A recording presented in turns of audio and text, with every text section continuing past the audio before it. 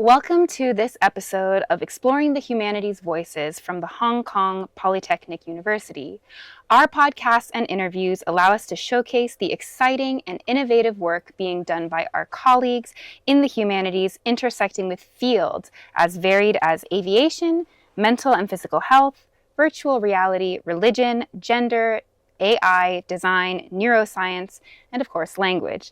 I am Lydia Cathedral, an assistant professor in the Department of English and Communication, and today I'm interviewing Dr. Hassan Nejad Khanbar, who is also in our department and has been here since 2021. He is a research assistant professor, and his work covers many different issues. Teacher identity in online spaces, publishing in predatory journals, and you explore these issues in a variety of contexts in Iran, in Hong Kong, online, offline. I think these issues are really relevant for our colleagues, and they're also very relevant for our students, many of whom are going to become English teachers or go on to become researchers. So I'm very excited to be talking with you today. Thanks for coming and talking, Hassan. Thank you very much, Lydia. Yeah, and so maybe we can start off with just a very basic question. I heard you describe your different areas of research as research on scholarly communication. So what is scholarly communication? How will you explain it? Okay, sure. So scholarly communication refers to the processes and systems through which researchers, academics, share their findings with other academics and researchers and also the general public. And they do this through journal articles, conferences, seminars, and also books. And I believe it's very important to pay more attention to scholarly communication, especially in our field, language and linguistics, because if we have a healthy scholarly communication, that means that we probably have a healthy knowledge production. And if we have a healthy knowledge production, that means an improvement for human lives. So in some ways, it's a bit meta because what we're doing right now, recording videos, talking about your research, we can also say this is somehow part of the scholarly communication. Indeed. Yeah, very interesting.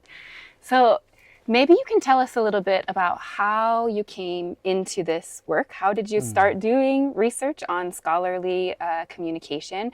When I read your publications, I can feel that you are very empathetic towards the issues facing people who are trying to do scholarly communication in some way, especially researchers who are lacking access to particular institutional resources, for example, those working in certain areas of the global south. So I wonder if you could share a little bit about your personal experience, why you feel this empathy and how that led you to this kind of research. Thank you very much. That's actually a very well put question, I believe. I can tell you how I became interested in scholarly communication. So I vividly remember that I was a master student of applied linguistics in Iran, and I was very much passionate about academic publishing, and I had heard from others that if you want to get a PhD either inside Iran or outside Iran, you need to have some publications under your belt, and I was very much ready to publish a paper. So I finished my first serious research project, and I then started looking for journals. Where should I publish this research? I went online, I did some search, and then I found this journal which had the Canadian flag somewhere on the website. It looked very professional. All the editorial board members of the journal were their names showed that they're based in Western countries. They all had PhDs. I saw an Iranian teacher publishing a paper there, and then at some point I decided that I want to publish here. So I submitted my first paper there, and after a week or so they got back to me saying, this is an excellent piece of work and you have to make some very minor edits. It's like put a dot here, period here, and then in order to proceed with publishing your paper you need to pay $75. So I rushed to pay the money, and I got the paper published within a week again. And then I went to my teachers to share the good news. But then they told me, oh, Hassan, unfortunately, you have published your paper in a predatory journal. And that was the first time I heard of predatory journals, scholarly communication, and then it really dented my confidence. And for some time I was like, can I really do this? And then at some point I decided to do some research on scholarly communication and predatory publishing. So how would you define predatory journals exactly? And then what kind of research have you done on them?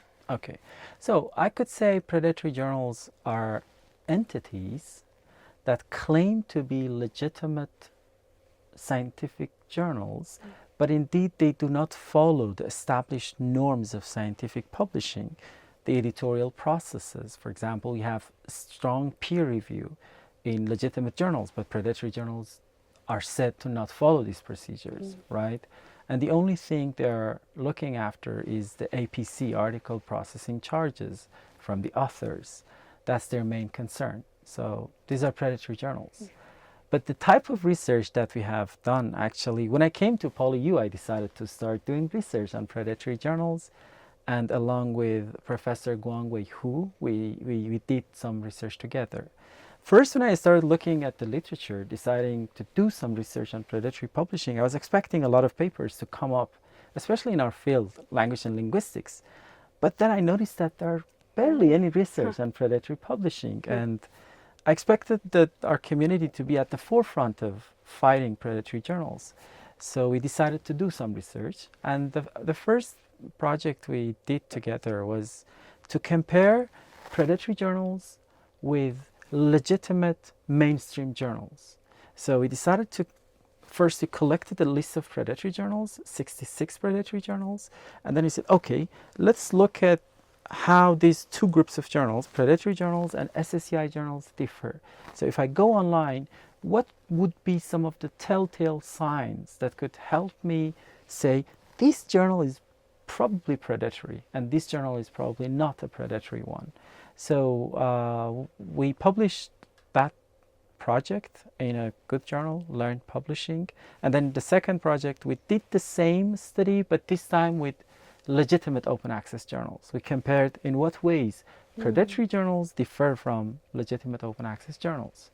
So, but then we came up with another bigger idea, that is to look into the experiences and motivations of authors who have published in predatory journals. So who are these people and why they publish in these journals? Are they all like me, a master student of applied linguistics, or no, some of them would be established scholars in the field? So we went online, collected the email address of the authors who had published in those 66 predatory journals, potential predatory journals, I should say. And we prepared the survey, we sent it out to around 2,800 authors who had published in those journals, and 213 of them got back to us. And some of them even attended an interview with us, sharing their experiences. How come they became familiar with the journal? What was the peer review process like? And what were the ramifications of publishing in those outlets? The results of this study is published in Language Teaching. If the people who watch this video are interested, they can read the full article there. It's quite interesting. So you, on the one hand, I can see how you kind of are trying to do research that will give clear guidelines for people who were similar to the situation that you were in. Like you saw the Canadian flag there, you saw the Western academics listed there, you felt like this is the sign that it should be legitimate. So it seems like your research is trying to add more nuance to that for other people to say, oh, maybe that's not enough to know that it's a know that it's a legitimate journal. But on the other hand, you're also doing this research that kind of delves more into the subjective experiences of the researchers who published there and what that was like. Yeah. Yes. I think it's interesting. I noticed this in your work on predatory journals, that you know, publishing in a predatory journal, we can say, can somehow be regarded as an embarrassing thing, or, you know, something that bad that you have done as an academic. But I really appreciated your tone. Like you don't try to stigmatize or to demonize or criticize those who have published in predatory journals. Instead, you kind of call for more institutional support, more education. And I saw this throughout your work, not only in your work on predatory journals, but also your more recent work on AI that you're just starting to engage with, looking at people who might be using AI even in questionable ways or trying to figure it out, and trying not to stigmatize it, but to call for more institutional support. So maybe you can share a little bit about this perspective that you take and how it also relates to this research on AI that you're starting. Thank you. This is an excellent question. Exactly. I think we do need to provide more institutional support to researchers, to PhD students, to graduate students who aim to write and maybe publish. Look at my case. So I published in a predatory journal because I believe I lacked the academic literacies required to tell if a journal is predatory or not. So if the institution where I did my MA had provided me with some education on the telltale signs of predatory journals, then I would have stayed away from that predatory journal. So it's not that I deliberately did that, right? It's that I did not have the tools to help me to stay away from a bad journal. And when it comes to AI, actually, it's the same story. So you might have seen a book published by a very prestigious publisher where the authors have used AI to do a literature review, to synthesize the available literature. And in the title of their book, actually, they have said that this is a machine-generated overview, right? So they have declared that they have used AI. They are being transparent in their use of AI. But then an esteemed colleague based in the UK has written a review of this book published by a very good publisher, saying that there are a lot of flaws in the way the book is written. And I was talking to my colleague, Professor Benjamin Luke Morehouse, and we were saying, okay, the authors have been transparent in their use of AI, and the review does point out a lot of serious issues, but should we stigmatize the use of AI in research? And we believe that already a lot of scholars are using AI in their research endeavors, and probably we should think about coming up with how to support the right use of AI, how institutions could provide the education that students and researchers need to be able to use AI properly. Mm-hmm. So, for example, with this case, these authors have been transparent in their use of AI, but transparency is not enough. You need to be using AI responsibly. You need to be accountable for what you claim to be, what you have produced. You may say AI, but you are the person accountable.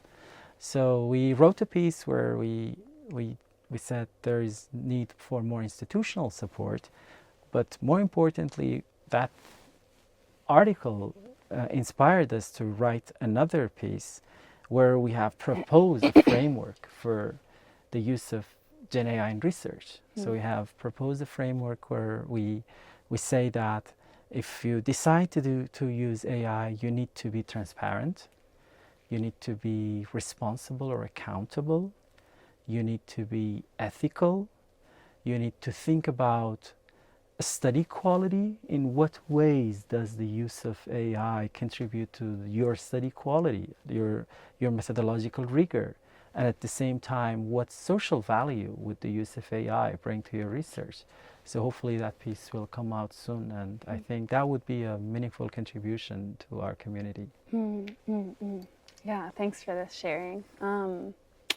Yeah, very interesting.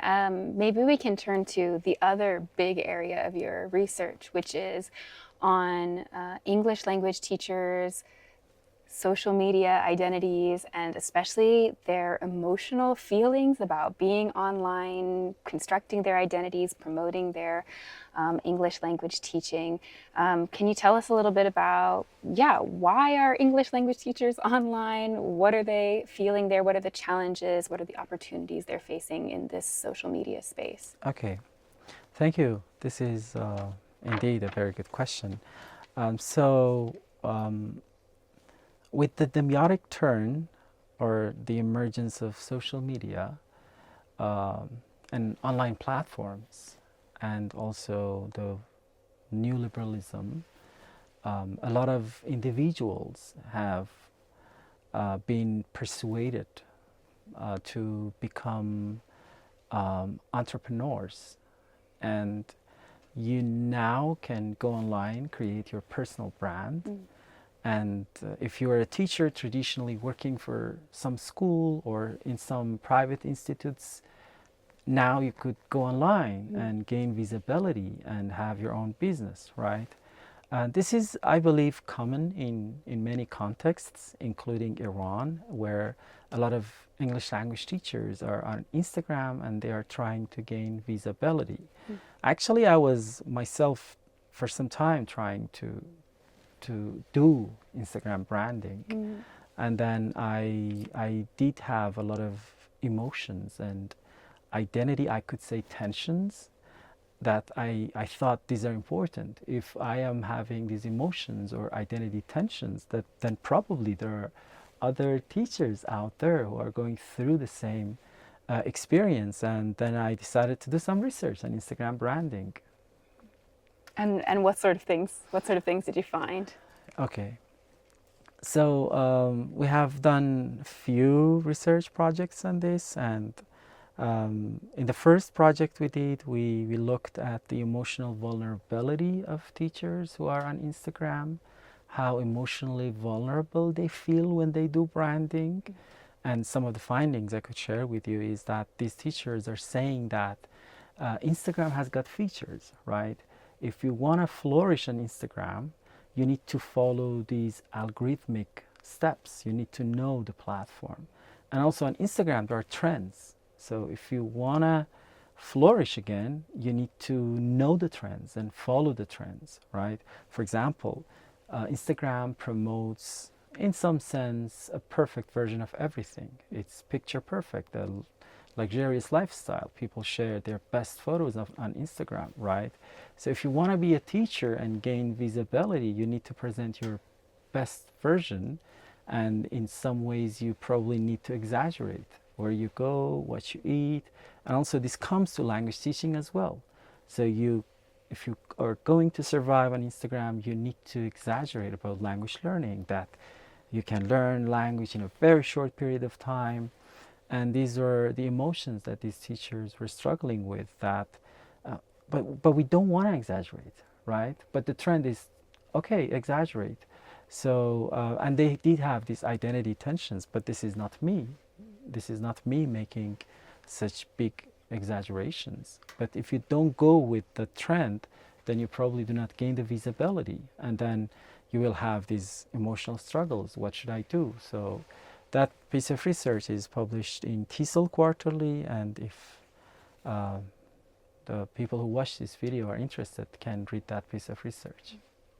What is the reason that these English language teachers feel that they have to go online and promote themselves on social media in the first place? Is it that they need to recruit more students, that this will help them in their career trajectory? Why do they need to do it? If they're having an identity conflict, they don't want to do it. Okay. What's the pressure to do it? That's a very good question. So I think we need to be aware of contextual particularities, and it varies across contexts. But like within the Iranian context, I could say that if you could go on Instagram and gain visibility, that means in some sense a good impact, which comes with a lot of financial benefits. So if you're a teacher working with the private sector, like there are a lot of language institutes in Iran where you teach English, right? You could have a decent life, I could say, but still you could not make as much money, or as much, you could not have as much impact if you could be on social media, right? So these people are going there, I think, to be visible, because I could say it's a trend, and at the same time have more impact, which comes with financial benefits. And at the same time, a lot of these teachers are saying, if we don't go online, then we are qualified. If we don't go online and try to present ourselves, then unqualified people would present themselves as teachers. So we need to go and present a real, true picture of language teaching and learning. So there's both financial reasons to do it, as well as maybe you really want to do it to share more knowledge about Yes. your profession, but at the same time it comes with all of these emotional difficulties, identity conflicts, pressures. Yes. But I should add that the platform is very important. Like, it depends which platform you're looking at. Like, if you are on YouTube doing branding, then probably you have a totally different experience. And also, it depends which context you are based in, right? And what are the particular contextual features that you need to consider. So that's why actually we are promoting more research. You're saying we need to pay more attention to this aspect of teachers' lives. In Iran, it's Instagram, but in other contexts, it could be online teaching platforms. It could be TikTok. It could be YouTube. And I strongly believe more research is needed on the lives of teachers in digital contexts.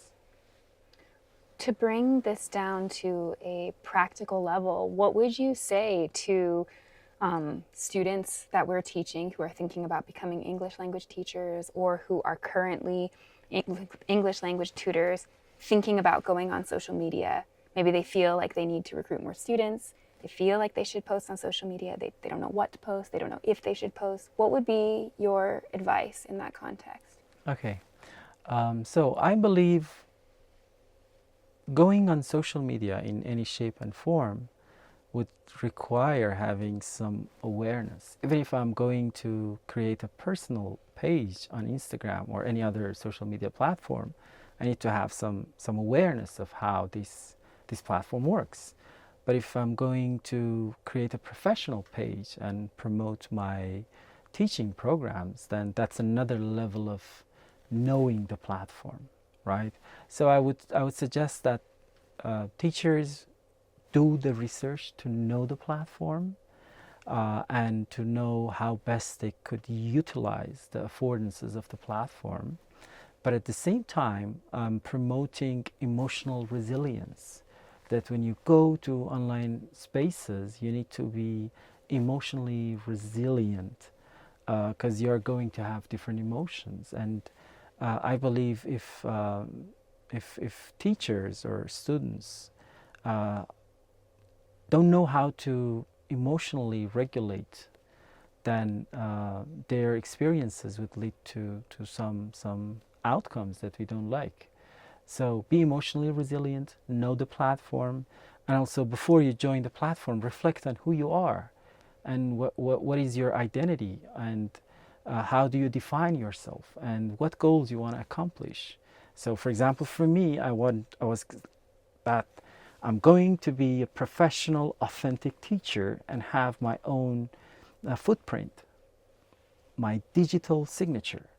And I was resistant towards the trend or the platform features.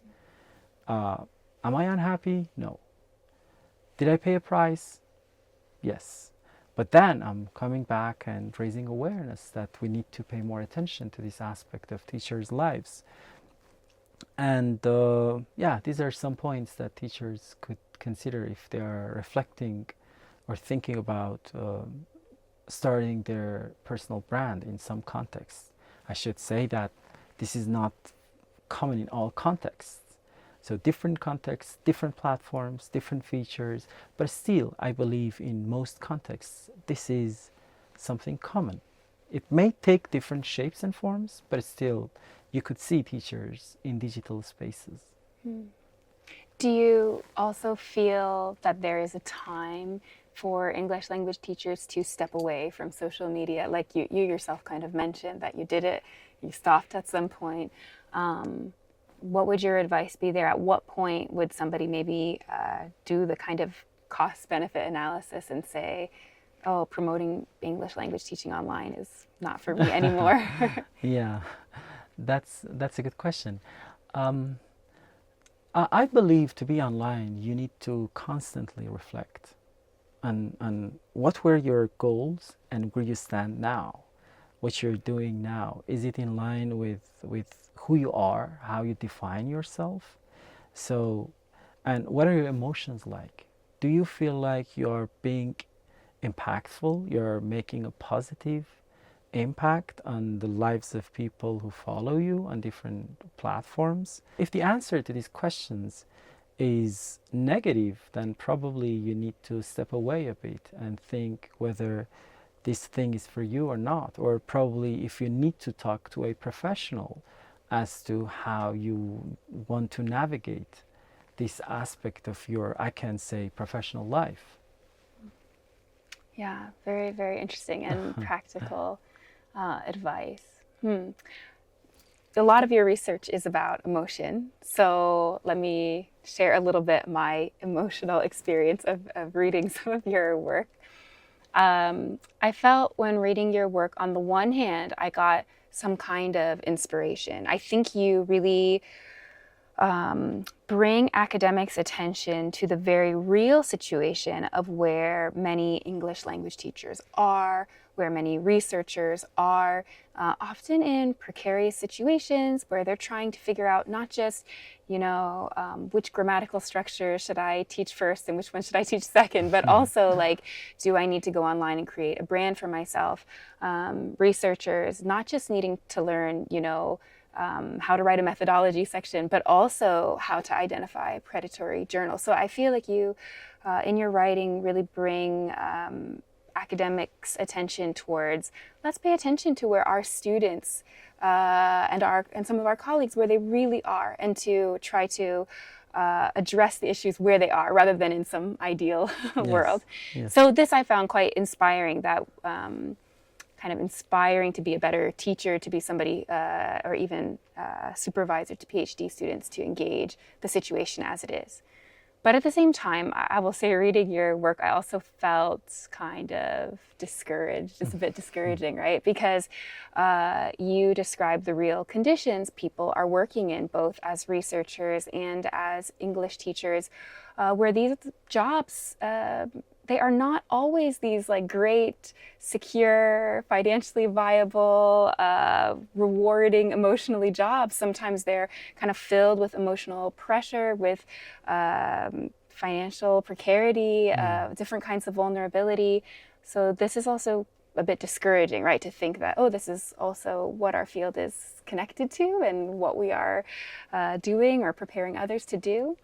So I wonder, how do you think about, and maybe also how do you feel about your research and your teaching in a time where scholarly communication is becoming increasingly neoliberal, increasingly pressurized? How do you feel and think about your own work in this space?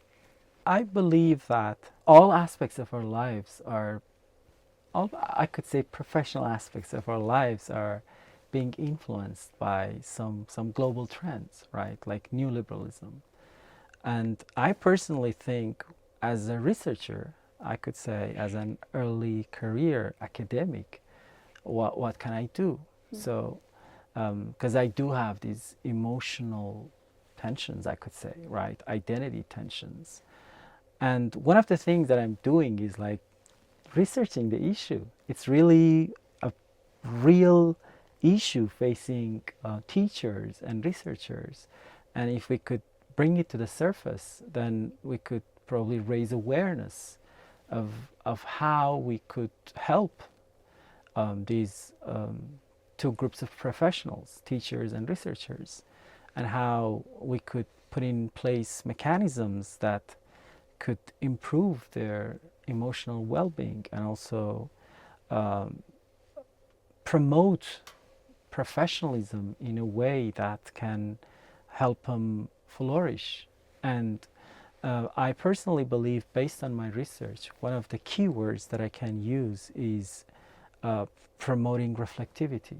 I think if we become reflective researchers and reflective teachers, and we do think back on who we were and what we did and what we are doing now and who we are now, and who we will be in the future, and make it written, write it down, take notes, come up with some important, I could say, notes or goals, then probably you can find the peace that you would need. Like, I know myself that I want to be a positive impact. So even if I'm not flourishing on Instagram, it's okay, because I know who I am and what I want, right? So that's the reflection part that I believe we all need, researchers and teachers.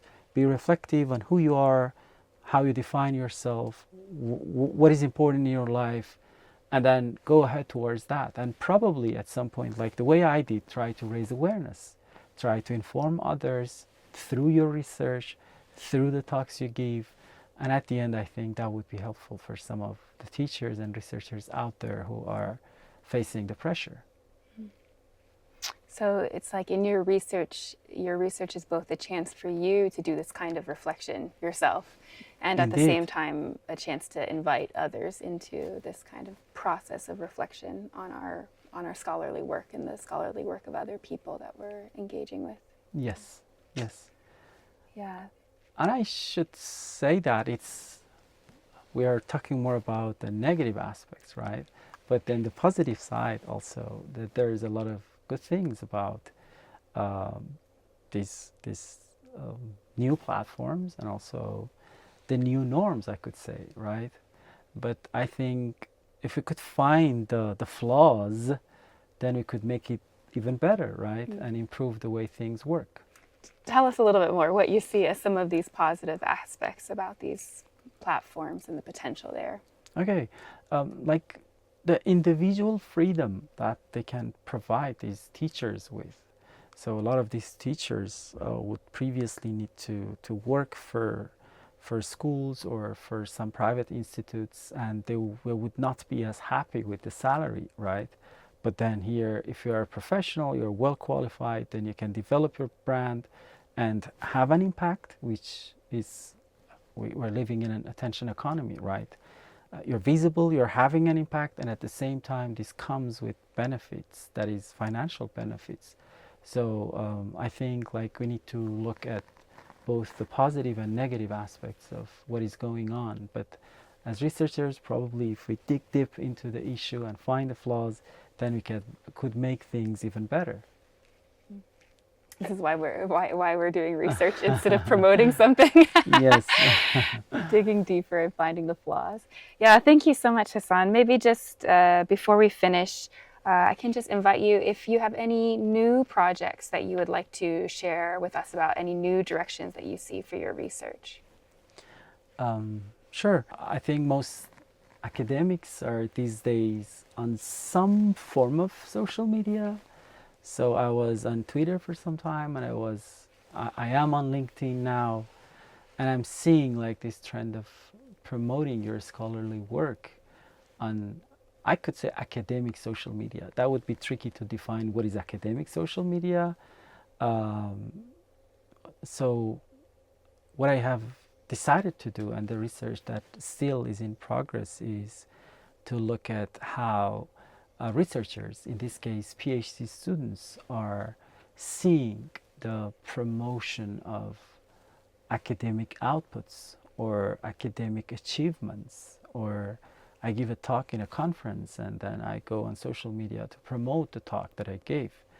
I'm looking at, with Professor Guangwei Hu, we are looking at the promotion labor of researchers who are on social media, and how this promotion labor would lead to different emotional experiences, and what we can learn from the emotional experiences of researchers on social media. What are the problems and what are the good points about researchers being on social media and promoting their work. Actually, we have analyzed some parts of the data, and students are having these positive emotions. This is good, I can share my achievements, I'm visible. Previously I had no idea who is the author of this book I'm reading, but now I can see him or her on social media commenting on other posts, and that makes me feel really good to be in touch with the big scholars in my field.